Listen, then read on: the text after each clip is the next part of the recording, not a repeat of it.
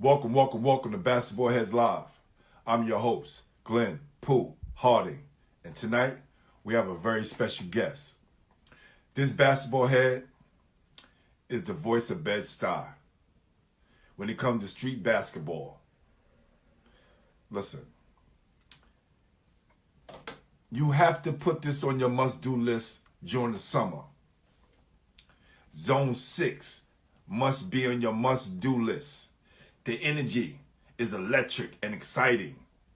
And the man behind the controlled madness going on at Zone 6 is my next guest.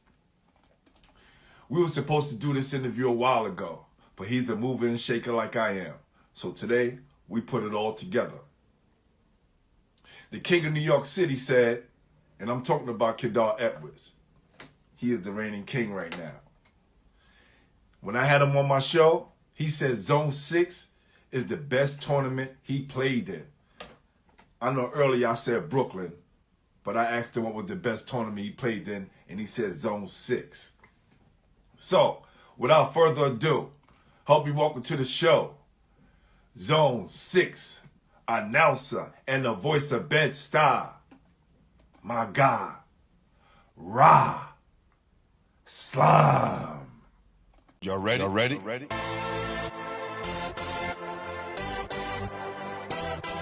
Yes. You have just stepped out into the world of chaos. Where everybody goes hard. Come on. Go hard. Go hard. Or go home. Never back down. You gotta hold your own. Go hard. East Coast, go hard. West Coast, go hard. Midwest, go hard. Dirty. Hurry up, everybody, get online, buy your tickets, cause the game about to start. My man, Yo, what's good, bro? how you doing, man? Chilling, man. I'm taking it easy. Good. Bring your phone down. Yeah, there you go. Alright, good. I'm woofing, man. I'm man. on grind mode, man. We woofing out, man. Me too, man. I actually supposed to be getting some rest right now. Today's my day off, but we were supposed to connect a long time ago, and I said we're going to do it tonight. So Definitely. glad you could make it. Definitely was good. I'm chilling, man. Mac, what's up, Mac? Yo, I'm glad Mac is in the house, right? Bring the phone down a little bit more, Ross, so I can get the whole thing. So when I put it up, you know what I'm saying? There you go, right? So it's crazy that the first day actually went. I think I went 2 years ago as well. Y'all been doing this for a minute, right? Zone 6. Yeah. So, but it was like in passing by. The day I actually stayed and watched a whole full game was the first time I got to see Mac play.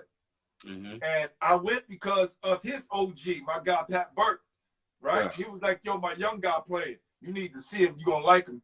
I was like, all right, cool. Man. And then I got to see you. See, you know, look, bro, I'm a 70s, 80s baby. You know what I'm saying? So I'm looking for the nostalgic of Soul in the Hole, the old Coliseum, right? Those Kingston Park, those vintage tournaments, Fact. and see how y'all taking it to the next level. Fact. And I'm proud of that. That's what I grew up watching. So I was just trying to bring it back to that vibe. Nah, So it was like it was more with that. It was more like I grew up watching, going to Soul in the Hole. We grew up going to Kingston and watching Bugs and watching Skip and watching many more after that. I was in 258 to where I was 15 playing in unlimited 258, 16 years old playing in it. So it was like, yo, hold on, Ron. Hold on now. I know them environments. I know how it used to be and I know how crazy. Hold on, Ron. I know them talks. I know how people used to be on the gate. I know how people used to be in the park, all in your ear. Yo, you was playing unlimited at 15? 16. Exactly 16. It don't make a difference. 15, 16 kids ain't doing that today. Nah, that's a fact. 16. He was like 16. Yeah, like 16, 17. That was I want to say That was Nunu. That was Nunu going into his freshman year. Asim Hall. Nunu from the high. Yeah, that was Nunu freshman year. That was Eugene Lawrence. I think like his junior year or so, like his junior year at St. John's. That was like Lee's second year. Lee all of them was in there. Malcolm was on his way to college at Villanova. Damn. So who introduced you to the game, bro? I was playing with Zig. I started playing like 8. I want to think 8, 9 years old. Zig found me I'm from Fort Greene, so Zig found me in the park over there with a bunch of other people he was playing or whatever the case may be, and everybody knew me from the projects as to being the next one up. So they must have gave a word. He went holler at my moms. I was playing with Brooklyn Jose from like 3rd to I want to say like 8th grade.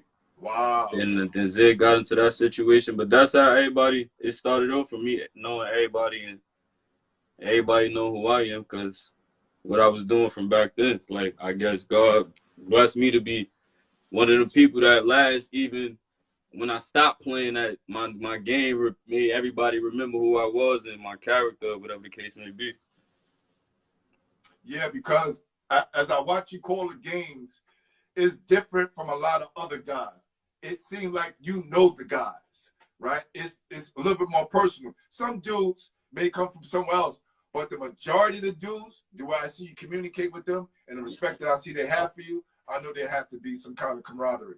Yeah, definitely. Majority of them is like I played with them in high school or junior high, whatever it was. Like growing up, I played with majority of them. And the people I didn't play with, or like after me, they heard about me or knew about me from everybody they was looking up to or whatever, whoever they was in their area. So it was like it all panned out. Then at the end of the day, I'm gonna just be me regardless, man. A man of honor, man of respect, man of morals. So that all just go a long way regardless of me, just my character. Facts. Anybody could tell you that. Facts. And you was the boys high guy? Nah, hell no, I ain't go there. I went to Bishop Ford my freshman year. Say word. Yeah, I went to Bishop Ford my freshman year. I left, went to Long Island, then I went to Longborough. Was Nash still there when you was there? Huh? Was Nash still there when you was there? Raymond P. Nash was the president. Raymond P. Nash. So Raymond P. Nash, Pete Glico was over there. Yes, Pete Glick is my guy. Pete, my guy, man, to this day, man. Pete, my guy. Pat, I mean, lost my thought. Ray Nash. He was my high school coach for the Empire State Games, right? Yeah. So I have a relationship with Brian. I have a relationship with Pete because also I played in the college Empire State Games with his son Pete Nice, right? Mm-hmm. Yeah. People didn't know he played ball. So before he became a rapper, he would tell us, "Yo, I'm going to become a rapper. Mm-hmm. Y'all got LL number in a phone book." And we was like, "Man, get out of here." Word. That's crazy. Happened. That next year, he had the whole team name in the back of the album cover. So anyone, if you want to go and check the third base, credits in the back, he got the whole team. Me, Ross Strickland, Boo Harvey, Derek Chivas, Eric Brown, Sicknin, Dwayne Shake Martin. So you and I, and even Mac, OG, Pat Burke with the Bishop. Yeah. Yeah, it was a lot of people, man. So you knew this. This is crazy. Listen, I'm talking a lot because I'm excited right now, Rob. The only person I knew. The only person I knew that. Honestly, the only person I knew that with the Bishop Ford, but when I got there, like before my time, was Bam. You didn't know about Bam. Tucky either? They was talking about Bam heavy. Wow. Bam that had played with Kenny, played with Kenny Kings. He had went to Bishop Ford. Right. And everybody tell me I need to have Bam up here. Yeah, so, Bam was that. He was tough. He was one of the people I looked up to back in the days and all that. So it was. I mean, that was another way of me, like, all right, I'll go ahead. The way they talked about Bam there, so it was like, all right, I'll go ahead. But I had left there, and then I went to Longburg prep school. Yo, you fucking me up right now, fam. Yeah. Yo, and I'm not bullshitting. Like, yo, the legendary Gil Reynolds right? Yeah. I had Charlie Scott on the show. He went to Longburg. That's crazy. I went there. A lot of people from Brooklyn at that Yeah, time. I know. My guy Horse. My guy Horse is down there. When I'm talking about when I was there, it was Lloyd like Daniels. it was like a Brooklyn. It's a lot of people that was out here that's out here right now that went to Lawrenceburg at that time. Like Delroy. Yeah. Delroy was at Lawrenceburg when I was there. Saquon Stone. It was a couple people. Saquon Stone, Keywan Smith. It was a lot of us that was out there at that time. Well, we played there. I stayed there for 2 years. I came back and I went to South Shore, but I couldn't play my last year through some transfer stuff and all that. So after that, I was more like playing in the streets. You a baller for real, fam. Yeah. Now, no. Listen, already respected you on one level. Yeah. Now it's just when I hear you call the games, I know you know the game. Yeah. There's some guys just call it for the excitement, but when you know the game, it makes it a whole lot better, and it makes the game better for me watching. Nah, it go a long way. I play with a lot of people, man. I came from under a lot of people, man. So my name, it go a long way. My face go a long way. No doubt, no doubt. So when you Gil was coming Reynolds, up, my man Mac, my man Dwayne McMillan played with Gil Reynolds. Hold on, we talking about D-Mac. Facts. That came up under Sam Worthing. That's a fact. That's who we that's played with. Guy. That's who I played with. That's who I went. That's who took me all over the city. Me and his son. Me and Dewan. That was my backcourt mate for years. Mac is my OG. That's my OG. That's like that's Unc right there for real. Listen, that's who took me around the city. That's who. My respect when I came home from school from them guys. He beat Gil Reynolds. He beat Gil Reynolds in our head, man. We know about Gil since I was about 10 years old. He used to talk about Gil all day to me. Gil ever threatened your mother? Like, listen, I'll go get your daddy. Go get your father. Facts. He be twisting that watch and making that watch tight. Mac tried to take after him, I think, man, the way he used to be on us, man. But it was all tough love. It made us stronger, man. So I understood it in the long run. Listen, I'm going to show you the confidence Mac had, right? Or has. We at the Brooklyn, USA reunion. We got Andre Scott Irvin, Beetle Washington, Jerry Ice Reynolds, Kelly Washington, all these guys. Millions of ball players. And I asked D-Mac. I was like, yo, which one of them was giving you the business? He was like, none of them. Did I tell you? He got real loud. He's like, did I tell you? Yeah. I was the killer. I was like, whoa. Listen, crazy. Have you ever seen him play? Nah. Okay. He had that. He had what Pearl had. He didn't have what Pearl had fully, but from what we saw, he was giving guys the business, that shake and bake, that book. Yeah. He always said he did. And he was the dude who had a jump shot and the handle. He said he had it. I ain't seen him. I ain't never get to see him. D-Mac, I wasn't born for that yet. No, he's official. So when you was coming up, who was the best player in the neighborhood? And you got to give me what brag. It was in the neighborhood. When you was a youngster, and you wanted to, my bracket. Yeah, my bracket, honestly, was probably me and Dewan. There was a couple people, but I would say me and Dewan. A couple more people, like it's a couple people, man. But as far as like a little older, it was Nunu. Nunu had the streets for had the streets for years. Like everybody, like Nunu, Malcolm. As far as Brooklyn, like outside, it was Nunu and Malcolm. You could say really. Got you. Like they had it. Yeah, Malcolm Grant, Eugene Harvey. They had as far as Brooklyn, like as far as the streets of Brooklyn, they had it. What is Nunu up to these days? I would love to holler at him too, man. New chilling, man. New be with me 24/7. New good. There you go. You get to nominate whoever you want, Ross. So it's all good. New. That's my brother, man. New with me 24/7. He Gucci. So you started out Brooklyn, USA, and then right into high school. I was Brooklyn, USA. Then we was playing with Mac. I was playing with Juice a little bit with Tiny and them organization. And then after that, I got caught up outside. Like No doubt. After I went to prep school and came back, and that shit didn't work out at South Shore. I got caught up. Well, I was in the projects already, so I was already in the streets. So it was like I was still giving the dab, and then once that shit didn't work out, I just stayed over there. I played in like street tournaments and shit like that, but I ain't really care for it that much. Just you know, I don't only go on people's pages if I'm going to interview them. I'm not really a scroller. I know people see me post a lot, but I don't really scroll. You know what I'm saying? But going on your page today, just gave me a little snapshot what I think is important to you as far as family, you know, and being honorable. You know what I mean? And you know, a guy your stature. I can't hear you. I can't. Oh, yeah. Huh? I couldn't hear you for a second. Yeah, I hear you now. My guy was calling me. But is those the things that's you said is important to you, family?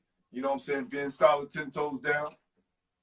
Yeah, definitely. Hell yeah. If you ain't got family, you ain't got nothing. That's regardless of what I go through or what I went through.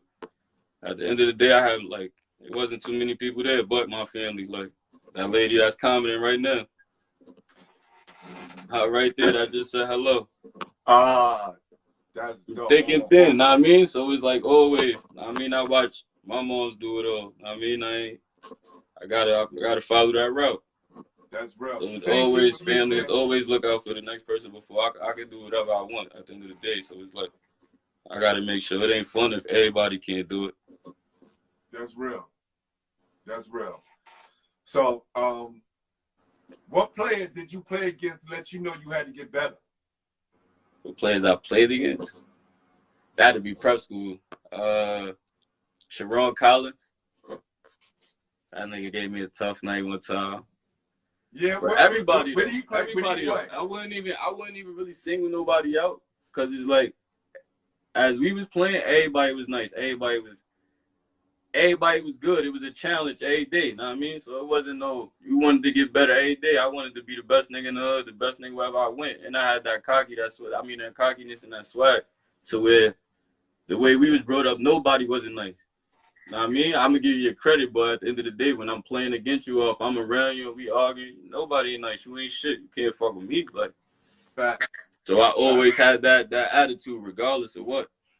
It wasn't now it's friendly. I get it now, but back then it wasn't how we was coming up and how we was playing. It wasn't none of that. We was trying to go kill. A little bit. We was trying to go kill whoever it was. Know what I mean? Yeah. Especially you in the next borough. We hear about you from the next borough because I'm pretty sure y'all heard about us. We coming up there to kill you, or we coming to Queens, whoever. So, because y'all gonna come to Brooklyn, or once we come out there, y'all gonna try to kill us. So I'm not. Everybody was on some. It was a tough challenge. I ran through niggas. Don't get it twisted. A lot of these niggas done got ran through. Yo, talk your talk. Nah, it's a fact. I ain't gonna sugarcoat nothing. It wasn't a lot of niggas done got ran through, but a lot of niggas I respect too at the same time. So during your era, did guys from Queens and Manhattan and the Bronx come down to Brooklyn to play? It was more like we see them on AAU turfs. No, but we were saying, did they come to Brooklyn to play? Did they come to the tournaments? Because in my era, they was. Yeah, definitely. Dean Street. You had to come to Dean Street. Dean Street was like Conrad McCray. Safe zone.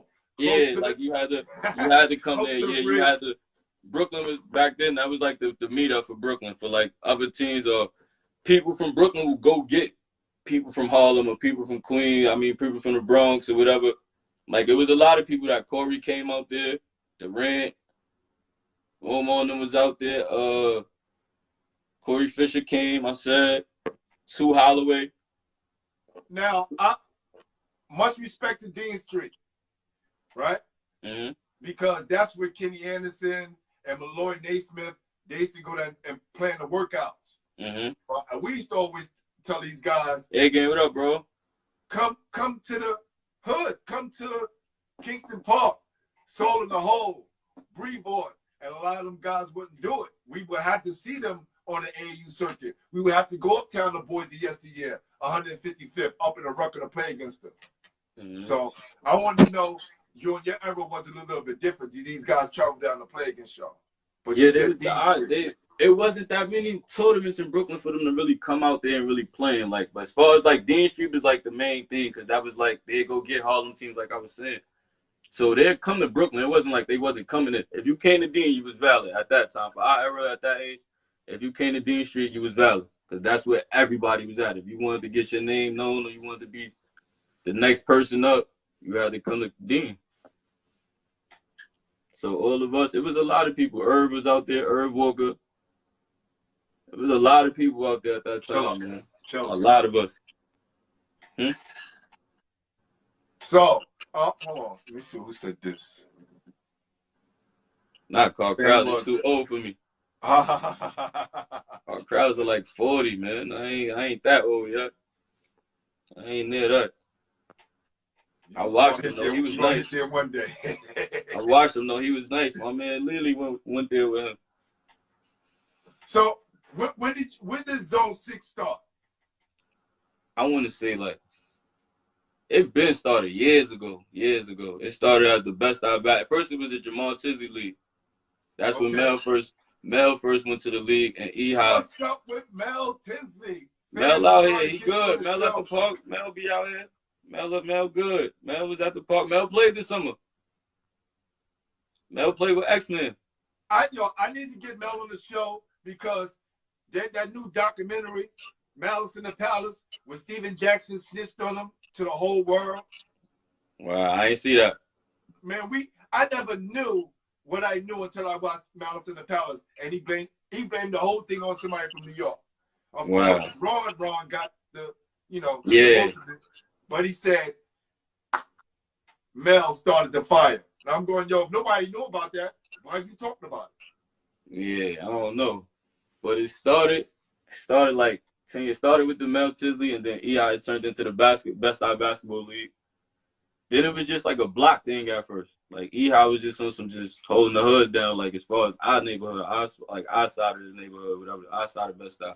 It'd be like small block teams. Right. And as far as it started growing more and more, and then people just started coming out as far as like the hood, he started extending more as far as me being an announcer. I used to be playing in it with my block. Like I was playing with Lexington. But I always do the mic. After I play or before I'm playing, I'm on the mic the whole time. Wow. Everybody just was fucking with me from then. Then Ehigh was just on some, yo, just stop playing. Like, you don't really want to play no more anyway. Like, just do the mic. Know what I mean? I'm like, all right, we'll do the mic. And then it went from people knowing me and the popularity of the tournament in the hood and people knowing me and people showing love to me to people coming out to starting to see what it really was. And then as far as it coming out, it started giving people that old summer vibe, the soul, the whole, the Kingston, I ain't 258 when it was, I mean, the 35s, it started giving people that. So when people started seeing that shit, more people started coming to the point. Ehigh was just on some, yo, just help me run it. And we could just do it. I was all for the cause because Ehigh do this shit really for the love. Like, he ain't asking for no help. That's the crazy part. I probably argue with that nigga 100 times, tell that nigga to get some sponsors or something.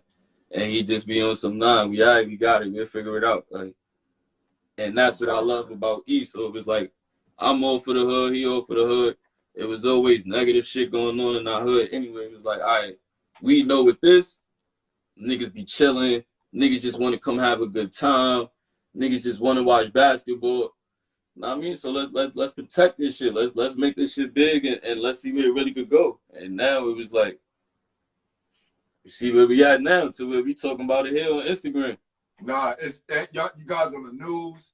You know, I'm proud to say, you know, that you guys are from Bed-Stuy, and I promote it all the time, no matter where I go, and tell people about Zone 6 and the excitement that's going on down there. Yeah, very proud of you guys. Paul, not to cut you off, we got to give my man Ehigh, Elijah, man, I got to get more credit, man. You got to get, a lot of people got to give him his just dues, man. Ain't nobody doing the shit he doing the Bed-Stuy, man. Too. Ain't nobody doing the shit he doing the Bed-Stuy, man. That nigga do that shit. We need more men like that. We need he take hell, man. We give him attitude. He got to take the hood attitude, the regular people in the street. He's doing all this shit. Oh man, like and you ain't gonna find too many people that's gonna find a tournament like this, man. Last tournament we had in style was probably I want to say 258 8 ball. To have that shit and to be moving like this now, and everybody to see everybody come together. You might see people you ain't seen years at that tournament. Like everybody just want to come out, from legends to people now, and the people and the talent that's coming in the tournament, from the people that's good in the streets. Some people coming from overseas. You might get a few good college players, all the good young high school players that's coming into play. They come into play. They getting their unlimited shot in the streets. It's something like that. That's gonna be something memorable for them. I mean, oh, I played against this. I played against this guy in Zone 6, and I wanted just that shit to keep rising for the next generation to come up to know that I need to be playing in Zone 6 when I get to this age. I need to be playing unlimited to Zone 6. So like my little cousin, man. Yeah, that's my guy. Yeah, that's my guy, man. You know, we I as love fathers, my little cousin, you know what I'm saying? We can go on all the way back to the gut. You know what I'm saying? I love what he's doing right now. I told him he get his big cousin jump shot, he gonna be unstoppable. What do you think about man? Tell me some things about him, man. I just wanna talk about my little cousin for a minute because I know he played in your league and he would not miss a game. So that's what I'm talking about. It when he said he has a Zone 6 game, he always try to make it. Man is old school with the new generation energy. Yes. He got an old school game. He got an old school mind, and how he rock now is like he adapted this, but he ain't got no fear. Like you can see, man is a freshman, but man playing against 12th graders, 11th graders don't care about no name, no nothing. He just gonna play. He don't care about no height or nothing. I respect man. Oh, I love man to death. I come watch man at any given time. Like man is my guy. Weed is my guy. Like his pops is my. I hollered at Weed and told Weed he need to be out here. Man was in Syracuse. Weed to get him out here, man. He gonna be more successful out here, bro. He need to be out here with you playing ball. It's gonna be real. It's gonna be turned to what it is now for him. I mean, man, to turn into one of the top freshmen in New York. Yeah, definitely, man. Right. What about man? Remind you of yourself. Heart. You got an old school heart. We don't respect. Back then, we wasn't respecting too many niggas. We wasn't respecting too many people. I didn't care who you was. I didn't care what they said about you. You was trash until I played against you.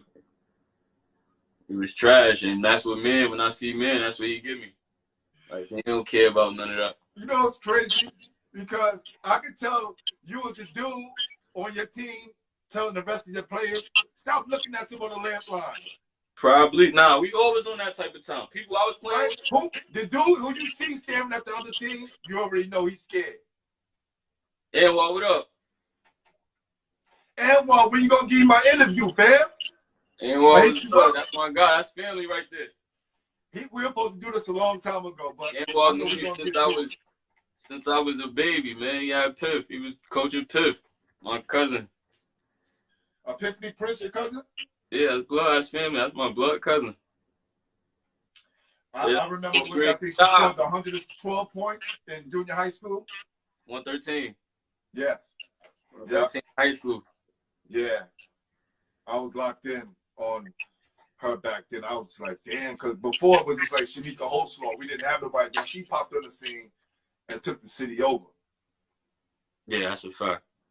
Crazy. So what game this summer you say stuck out to you the most? In Zone 6? Yes. It was a couple. I want to say DNC played against Mac and them. That's when Lily came out. But if you had that was more like a coming out party for Tink and Larry, the young boys. Like I think they was at BK Law or something like that with Kenny P. Yep. Yeah, them two. That was more like a coming out party for them. Who else was a good game? Mac and them against Rasheem Dunn and Posh. I was at that game. I was at that game. That game was something. That game, I'm mad we couldn't finish that game right then and there. That game was special. That game was that game was that the game you gave him your name? You gave him the name Bet Your Bread? Nah, that was against DNC. Okay. That's the game I was at. That was the game he got that name. Right. He kept saying, he kept talking about bet money. I ain't bet your bread. We're gonna go whatever sound clever right there. Yo, what's epic about that is when you can pop yes and then follow through with it. Oh, I love that. Yeah. I love that. You gotta be able to back yours at the end of the day. You gotta be able to back it up, man. That's the fact. That's what you gotta be able to do. You can't talk in there, because in that park, they're gonna get you for a fact, fast. So if you talking, it's a lot of hecklers on the side. It's a lot of people on the benches. There's a lot of people on the sidelines.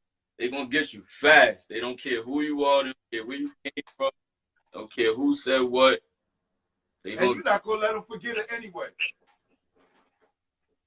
Right? If they talking, they don't back it up. You're gonna let them know. I just seen what Anwar put. That's a fact, Anwar. What'd he say? You pimped it. I told him to go to South Shore instead of Jeff. That's a fact, Anwar. MG, Cliff, what up, my boy? Listen, he was on his way to South Shore, but then. Nah, I was going to Jeff. Oh, you? I think you're talking about Man. Okay. About me. So tell me that story, man. What, with South Shore and Jeff? No, with you. Well, I was supposed to. Oh, nah. I was playing with Pee Wee. Pee Wee was connected with Sal and Barnum. I just came back from prep school, so I was already looking for a school. And when I was talking to P, it was more like, all right, come to Jeff, but Keith and them was over there. So I already had it locked. Know what I mean? And then when I spoke to Smoke and them, they came to the projects. Smoke and Mike came. They came to the project, came to Fort Greene to talk to me. Like, yo, this could be your team. And then I spoke to Anwar. Anwar sealed the deal because I was always with Pip. So I was always speaking with Anwar and talking with my man Mooney and them too. But when Anwar was saying, yo, go to South Shore, that's going to be a good look for you. Like, you ain't got to worry about nothing. Once Anwar told me, like, all right, it's sealed. Fuck it, I'm going to go there. I told my mom we going to go there. That shit ain't pinning out how it was supposed to pin out like it have been. So, like, I couldn't even play. I was there for no reason. So my whole life was wasted. I couldn't play. Right. So right after that was when you started to venture outside a little bit more. Over. I left school. I done left school and everything. It was over. I went back to the streets. It was over. So do you think you shouldn't have never left Longburg? Nah, I had to leave Longburg. That shit wasn't what it was supposed to be. That shit was like jail. At that time, it was like jail. It was only the strong survive. If I'd have stayed in Longburg, it would have. I don't know. That shit. What do you mean? What do you mean it was like jail? I heard about it, but I never went. I had to be there, man. I can't even. That shit was like jail, man. That shit was like jail, man. I probably fuck a couple of niggas' careers up if I talk about how that shit was going on out there. Like, only the strong survived out there, for real. No doubt, no doubt. My guy Horse was down there. Right, Mooney knows. With Lloyd and them, he said they was running crazy down there, doing all kinds of things. So I already know my guy. Longburg right now, they said they couldn't get the transcript from Longburg. My mom said they set the room on fire. Wow. They set my room on fire in Longburg. I couldn't get my shit or none of that. Why did they do that? Because you left? Nah, some whole other shit that happened. Yo, that's all good, fam. Yeah. We ain't into the gossip. We ain't into the gossip and chatty patty. Nah, but for real, that shit was like jail, man. You made it out of there. For real, man. Salute to Delroy. A lot of them niggas made it out, though. Like, I salute the Delroy, man. Delroy, it's a lot. It's plenty more. Say Stone. My man Big Phil. Amari Ferryman was there. Who else was out there at that time? That was Happy Feet. Happy Feet was out there. Happy Feet was on my team while we was out there. We was on different teams. Happy Feet was on the same team as me. We was the only New York people on that team. Happy Feet was with me. Who was the coach? You know Billy Reed? Nah. Billy Reed. It was Billy Reed. He was from, I don't know where he was from. They said New York or something like that. But I guess he had the New York link, because everybody from New York went out there. We all was out there at the same time. Laurinburg had 8 teams. Cliff, that's a fact. Only the prep team, the Laurinburg had about 5 teams, but only the prep team and the Institute team was the teams to know about. I was on the Institute team, me and Happy Feet, and everybody, the people was on the prep team. That was Delroy, Keywan, that was Phil, that was Say Stone, that was Omari. Who else that was from New York that I could really say that was a name, but Chris Larry, but he wasn't, Billy Reed wasn't fucking with him like that. Pardon my language. No, that's so good. There's some other kids too. Vernon Till, pardon me. V Till was definitely out there. Vernon Till was there too. Who else? I'm trying to think, man. And some other people, man, but that was that team. And me and Happy Feet with a bunch of other people from different states on the other team. We were the only 2 teams traveling. So that was my experience of getting to play against all the other top people in the country, traveling with them. Now, do young guys ever ask you, did you play? And what do you tell them? Huh? Do younger guys, do they come up to you and ask you, did you play before? Yeah, but for the majority of the part, they don't really ask me. I guess they see how other people react to me, or how I talk, or be around talking, or they be conversating with somebody that they pops or they uncle or somebody that knew me or knew what I was, and be explaining to them. So when I go to highlight a kid majority of the time know me. It's just more like they respect who I am just off of how they big brother or they pops or whoever it is at the situation respect me. How did basketball make life better for you or worse? It made it better because it was like the link for me to everybody. That's how we all, if you think about it, that's how everybody really know each other through basketball. Yeah, facts. It all started with each other. Like Cliffy, I heard about Cliffy since I was about 10 years old. From him being in the papers, Malcolm, I knew Malcolm since I was 10 years old, from us playing when we was young. Like Delroy, we all met since from 15, 20, then 20 years ago, majority of all of us. So it was like, that was the plus of everything to us growing up. I can say I really grew up with a lot of people. Like we all seen each other grow. I done seen people from doing the good to the bad. I done watched people go from trash to be one of the top players in college, and like, damn, he did that. Like that'd be the downfall of me looking like, damn, I used to kill this nigga. Like, oh man. Who would you say that was? A lot of people. I can't do that, man. Come on, you trying to put me on the spot like that? No, listen, look. Nah, This is how I see it, right? I see it as growth, right? Now, for everybody out there, I need y'all after this show, go on my YouTube page and watch the Corey Homicide Williams interview, right? So this is what I'm gonna tell you. Corey, he said he was trash in high school. He went to Rice and didn't know he was at the #1 high school in the country. Mm-hmm. Then his assistant coach got him into this junior college. He won a national championship there, then went to Alabama State, and things didn't really work out the way he thought it would work out. Came back to New York City, made sure he played on teams that was trash so he could be the man, and it worked out for him. It's a lot. So that, when I look at things like that, I go, damn, now he's like the voice of the NBL in Australia. Yeah. Well, it was a lot of people. Like, that was the plus of me getting to know everybody, but the downfall of it was like, to know I was around and this nigga, I probably was at the same pace with him or at the same pace with him, and really could have went that way if I'd have went the route up. If I would have went that way, or if I'd have went to JUCO, what if I'd have went to JUCO, did the little 2 years, and then would have landed somewhere else? I ain't never work out or none of that. My shit was just so talent, real talk. Them niggas was in the weight room, them niggas was running, they was doing all that in high school. I was literally coming from the hood, playing against niggas, and I'm going right back to the hood.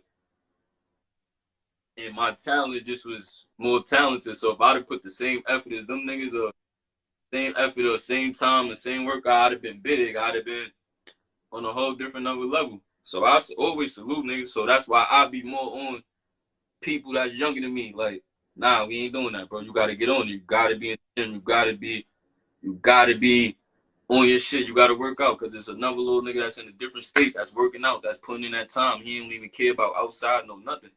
Nigga just balling like he in the gym all day. You gotta be a gym rat. For instance, my man Rob, pardon me, Tyler, his son. Tyler, my man. My God. Oh, another one of my guys I seen come up, me and Rah, Yeah, right up the block from me. but as far as I be on time, yo, you gotta do this. I know that shit might piss you off. It might be that. They only see the on the court. They don't know what I mean. So it's like, nah, Ty, fuck it, get that shit done. Cause in the long run, that shit gonna help you, bro. I'm telling you for a fact. I mean, that shit gonna help you. No doubt. So I'm gonna need you to do me a favor too after this, right? I said I'm gonna need you to do me a favor after this. I'm gonna text you. Yeah. I'll hit you on the DM. All right. Same kind of speech though. Same kind of speech. I was the best passer you ever seen. Malcolm Pike still is the best passer you ever seen. So you was the guy who could get his buckets and you was the assist guy? I kept everybody happy. That's why niggas love playing with me. What was the best part about your game, Rob? Feed the wolves. You gotta feed the wolves. They gonna do everything else. I ain't care about scoring. Majority of the time I was playing with niggas that could get 30. So it was like, before when I was young, I was chugging. I was a kid. I wasn't hell no. But as I got older, I was playing with people that was just as good or better, you know what I mean? So it was all evened out. So at the time, it was like, all right, this nigga get 30, he could get 30, I could get 30, he could get 15. I was more just, all right, let's start diamond. Young guys, pay attention. Pay attention. I don't drop the jewel on y'all. You gotta go do your homework a little bit, Rob. I'm probably the best passer ever in Brooklyn. I was seeing shit before they was seeing it. I love it. I love it. I love it. What was your favorite number to have in a tournament? I played AAU with Malk. I done played against Malk. That's my dog. Like Malcolm Grant, that's my dog. That's my brother. Like Malk was there with me in the toughest times for real shit that nobody wouldn't know about. I was with Malk when I found out my grandma's died and shit like that. Like, wow. I went to go see that. Over, real talk. Like, that's how much that's my dog. Like, nobody would never know that. I went to go see him and Corey, freshman year together. I went to go see them and found out real shit. Like, that's my dog. That's crazy, man. And R.I.P. to grandmas, man. Right. You just named about 5 people that need to be on the show. Malcolm Grant. For sure. Outside. I don't know, bro. I was really outside. That's why I could walk around and talk the shit I talk. Because I really used to talk my shit and back it up. At any park, any gym. I ain't care who you was, and ain't care who you was with. And that's how we was moving. So, Rob, when you had a tournament game or when the coach was giving out the uniform, what was the number you was always shooting for? 1 or 3. 1 or 3. Why those numbers? 3 because of Iverson, and like, I don't know. 3 because of Iverson, not because of Steph, but Steph? Nah, hell no. I was fucking with Iverson. You had the braids too? You had the braids? Ooh, Steph was the homie, but I was heavy Iverson. It was all about AI at that time. If it wasn't AI, I was heavy Bugs. I ain't care about nothing else. I thought Bugs was my Michael Jordan. Booger Smith. That's who I was rolling with when I was a kid. My God, I love Booger so much, man. You know, everybody like, why you don't have Booger on the show? I said, Booger pop in every now and again. Booger, no, this is home. Like, this is what I want to make. I watched Lamar Odom on Drink Champs. Shout out to Nori and Drink Champs. But that's a hip-hop show for hip-hop guys, right? Yeah. And we're going to get into this hip-hop thing a little bit. But when I saw Lamar Odom, I was like, we need a place for ball players to come and feel safe to talk their talk. Mm-hmm. You know what I'm saying? So that's why I'm getting into the gossip, the he shade, she shade, the rumors. Trust me, I had dudes on the show that passes crazy, but I know about it through basketball, just like you said. Everybody knew each other through basketball first. Then the other stuff came. So, excuse me. When I started putting this together, I was like, I want to kind of do like a mixture. I want to have the NBA guy. I want to have the Hall of Famer. I want to have the dude who didn't go to play high school ball, went straight to the street. I want the guy who's calling the game, right? So I done had a couple of you guys on the show already. You are dynamic because out of all of them, it seemed like you was going the hardest. Yeah. Probably. Nah, hell no, I wasn't going the hardest. Well, are we talking about the guys who are announcers and calling the game and now who got a basketball pass, right? Because Mike Larry, he played, but I don't think he was giving it up like you was giving it up. Nah. As far as the announcing shit, that shit just come natural. But as far as, like, I be looking at how them niggas are, it's just natural. It's like, not I see how Tano move, and then it's like, me being normal. I just treat that shit like I'm regular outside. I know everybody, so at the end of the day, I'm gonna pop my shit. If you trash, you trash. I'm saying on the mic, it is what it is. If you get your wise buzz, you get your wise buzz. If you killing, you killing. I'm gonna let it be known. Then I'm gonna see 1,000 people in the park. I just know in the hood, so I was shouting them. I was like, I'm having my regular conversation with them while we in the park. Like, it's just regular. When did the MC side of you start to take over? I want to say, hey, this summer, last summer, this summer, I don't know. Like, that shit was just natural. Like, once I did it the first time in the park, I kept doing it. It was regular to the point it was like, all right, just do the mic. So I'm like, fuck it. I wasn't taking balls to where I was on somehow. These niggas are, I can care. Nah, I ain't not care less about it. No, we got to that part. I'm talking about being an MC. Oh, nah, as far as the mic, it was, I want to say. Not an announcer, hip hop, music. Rap. Oh. Bam, I'll be checking on you. Trust me. I'll be in your lives. I'll be listening like, oh, you do music too. Okay. Oh, you just fucked me up with that. Yo, fam, let me tell you something. You can ask Mo Better, right? Yeah. Go ask my young guy Mo. He knows we've been doing it for a long time. We stopped a long time ago. But when I see ball players who can make music, again, it makes me excited because I know the creativity level that we have, we can touch a lot of different people. You do it in the park, and you also do it through your music. How long have you been rapping? I want to say I was rapping since like 14, 15, but like far as like really, I make tracks and send it to my niggas and shit like that. Or as far as like putting shit out, I want to say like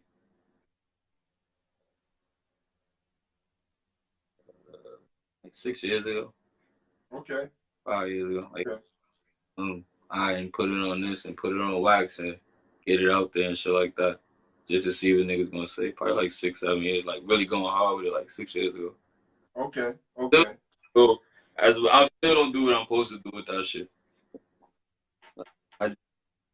Like right now I could be in the studio, but I just gotta be a moment. For me it's more like a moment. And I'm rhyming with my man majority of the time. My man Blood, so it's like we the same type of time.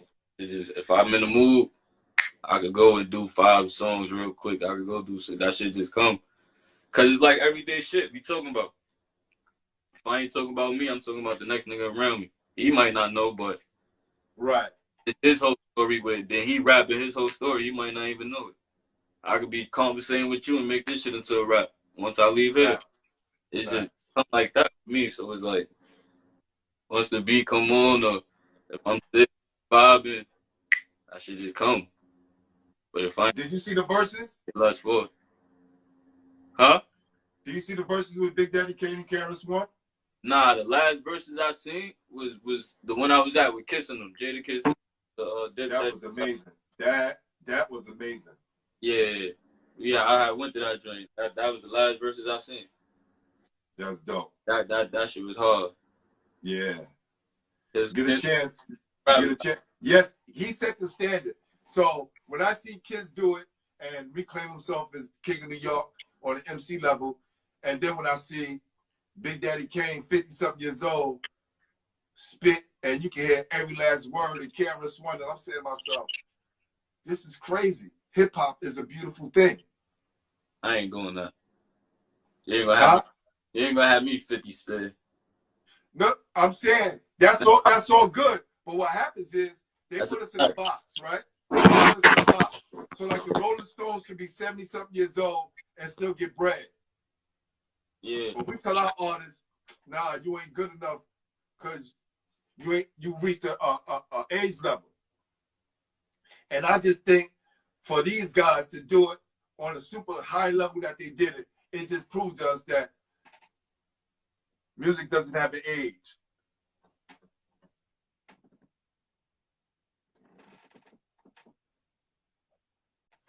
Man, listen, when I hear about guys who came up playing ball in the trenches, doing it from park to park, 3 and 4 games a day,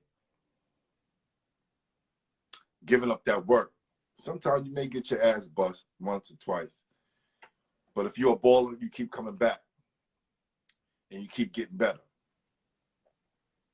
And hopefully, if you're still playing today, you can bring your game to zone 6 and have Rah call a game. See how ready you are. Try you one more time, Rah.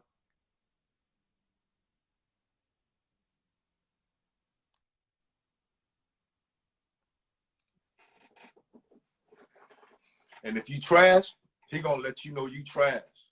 But if you got game, he definitely gonna show you love. So don't be scared to come down to zone 6 in Brooklyn and Bed-Stuy and catch some of that heat.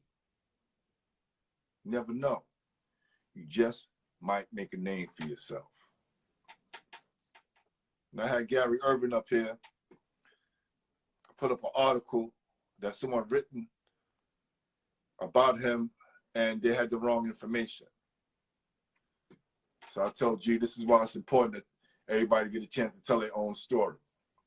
Because sometime in the future, somebody's going to rewrite this whole New York City basketball history. And we may not be included. So we want to make sure that we in there. See if my guy can come on one more time before I end the show. Appreciate you guys for coming in and showing love. Thank you for all your comments. Please go subscribe to the YouTube page. All right, I'm about to get out of here. Thank you guys for joining us. You have nominations, so you get to nominate who you want to be on the show, who you want to see on the show next. All right, I'm about to be out of here. Check us out tomorrow. We'll be back tomorrow,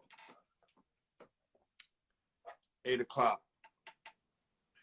My name is Glenn Poole Harding, and I'm signing out. We are the official home for New York City basketball. Peace.